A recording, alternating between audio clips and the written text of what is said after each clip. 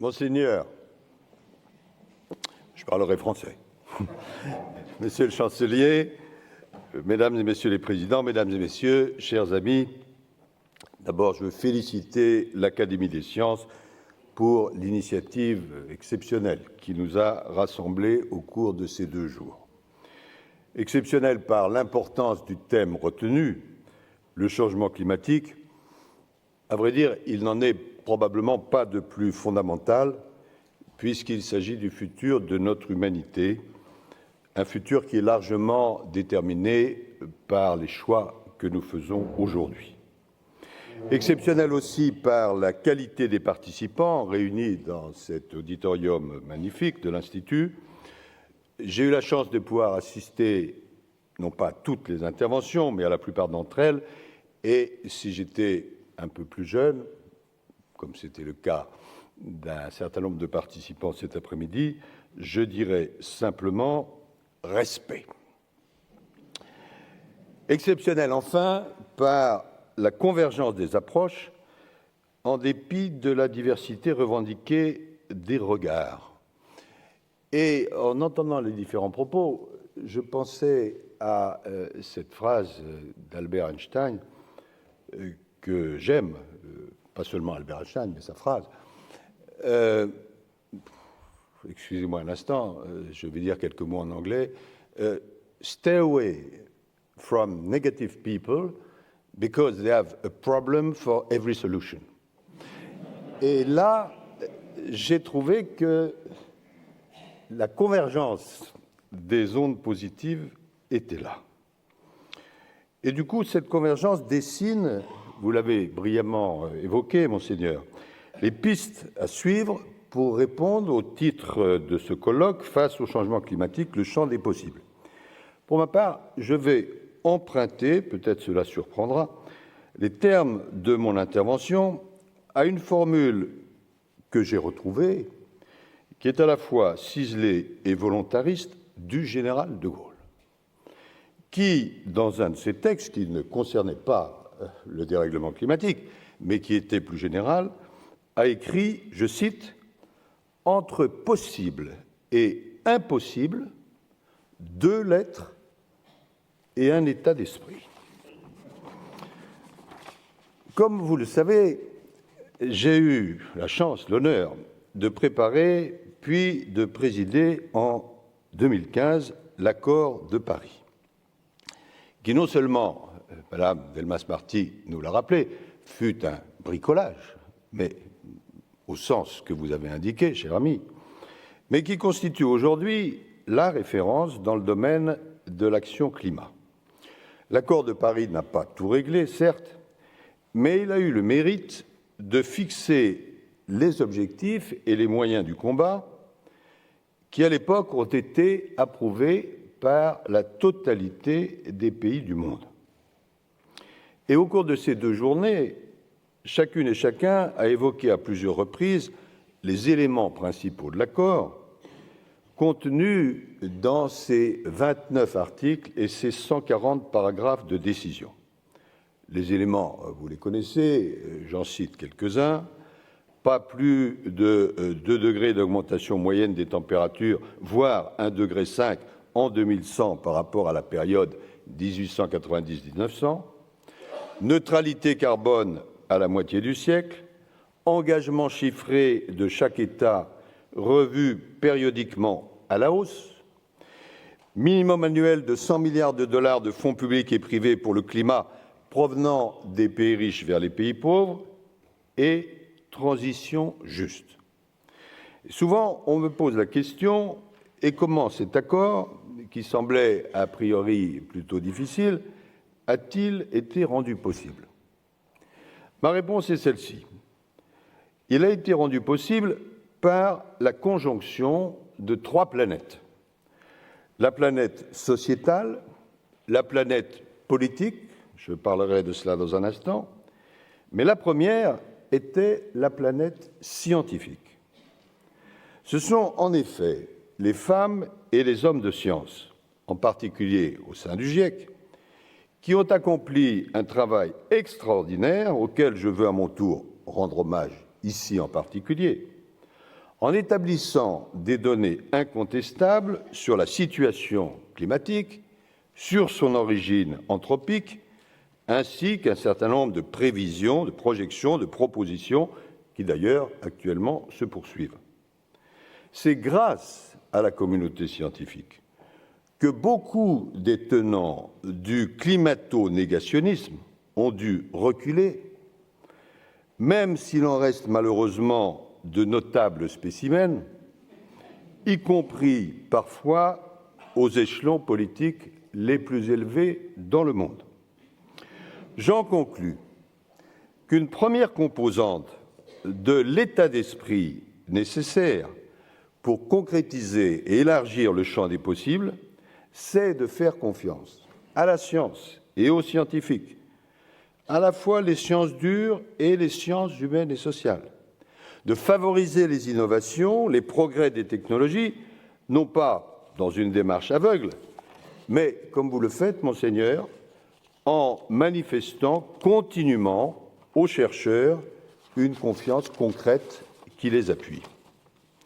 La deuxième composante de cet état d'esprit indispensable face au changement climatique et à ses dangers, c'est, je résumerai d'un mot, l'ouverture.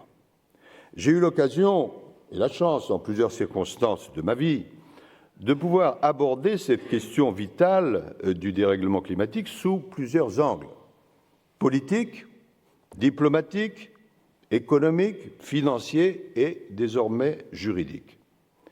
J'en retire en particulier un refus absolument indispensable de ce qu'on pourrait appeler la logique des silos. Encore moins que d'autres, en effet, les questions d'environnement ne se laissent pas enfermer dans des silos. Elles sont globales et elles sont même triplement globales. Dans l'espace, puisque les phénomènes environnementaux, en général, ignorent les frontières. Dans le temps, puisqu'ils enjambent les générations. Et dans leur réalité même, dès lors qu'ils s'entrecroisent et s'interpénètrent en une sorte de causalité circulaire, vous l'avez montré, en particulier entre climat et biosphère. Le refus d'une approche en silo, donc. Le choix, au contraire, d'une démarche qui sera ouverte, transversale, transdisciplinaire, transnationale, constitue la deuxième composante de l'état d'esprit nécessaire. Une autre planète qui a été au rendez-vous de la COP21 a été la planète sociétale, c'est-à-dire les villes, les régions, les ONG, les fondations, les autorités spirituelles, les acteurs économiques, les acteurs financiers et les individus.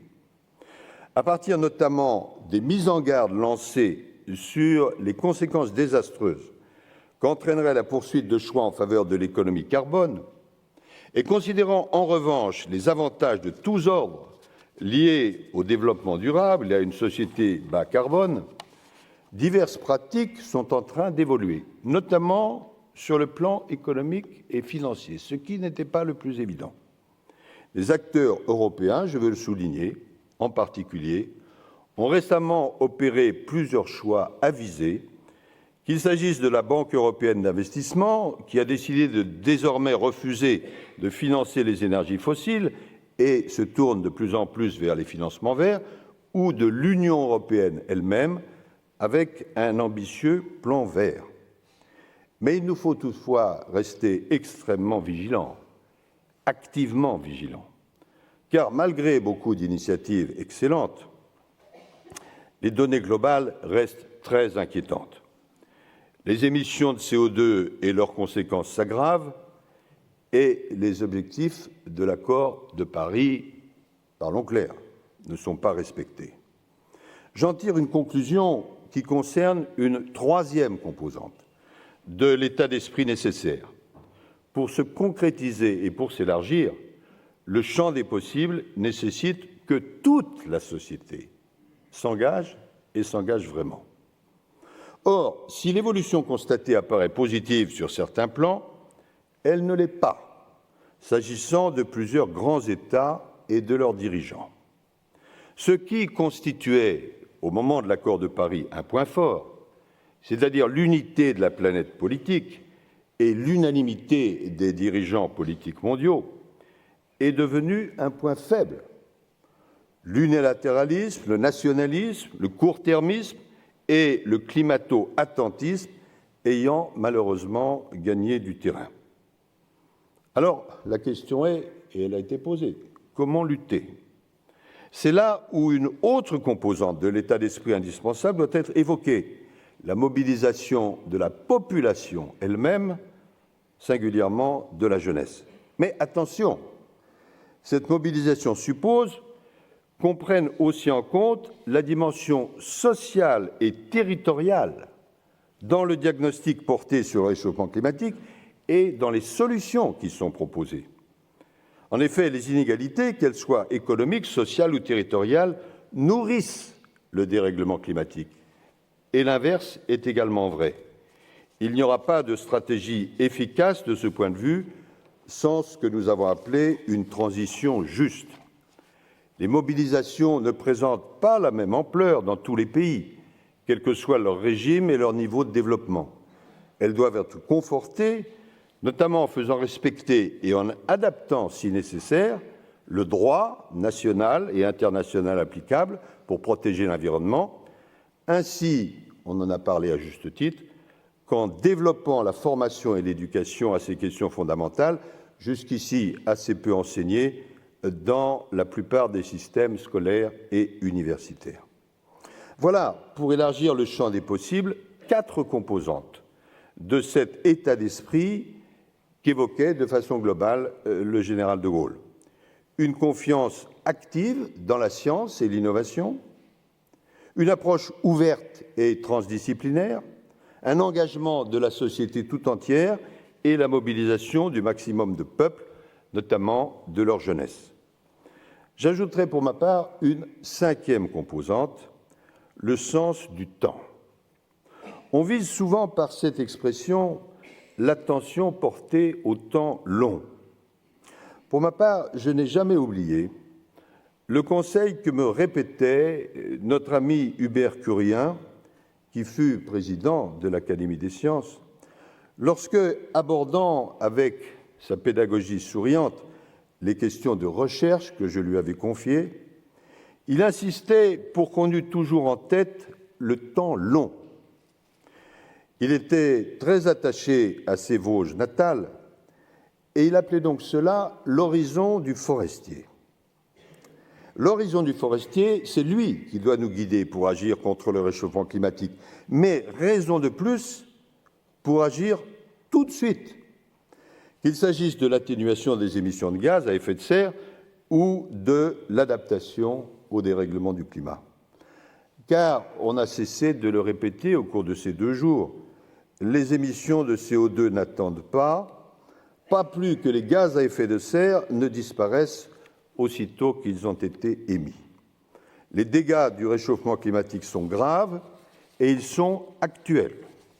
Or, beaucoup de dirigeants politiques, même s'ils ne sont pas les seuls, ont tendance à privilégier les contraintes négatives du présent plutôt que l'horizon plus lointain, porteur d'espérance. Cette dualité, ce que certains appellent même cette tragédie des horizons, il faut savoir l'affronter dans le domaine du climat en agissant fort, tous azimuts, dans la durée et en urgence. Ce sens du temps et de l'urgence, c'est à mon sens la 5e composante. Monseigneur, Mesdames et Messieurs, l'état d'esprit indispensable ne doit pas être seulement celui des autorités, qu'elles soient politiques, économiques, sociales ou scientifiques. Il devrait être celui de chaque citoyen, de chaque être humain. Nous avons besoin à la fois de petits gestes et de grandes décisions.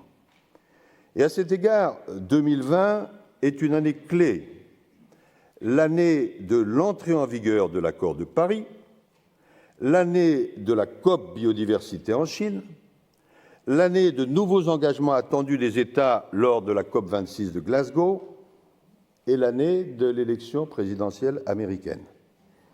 Face au changement climatique, le champ des possibles sera d'autant plus vaste et fécond que chacune et chacun y apportera concrètement sa contribution.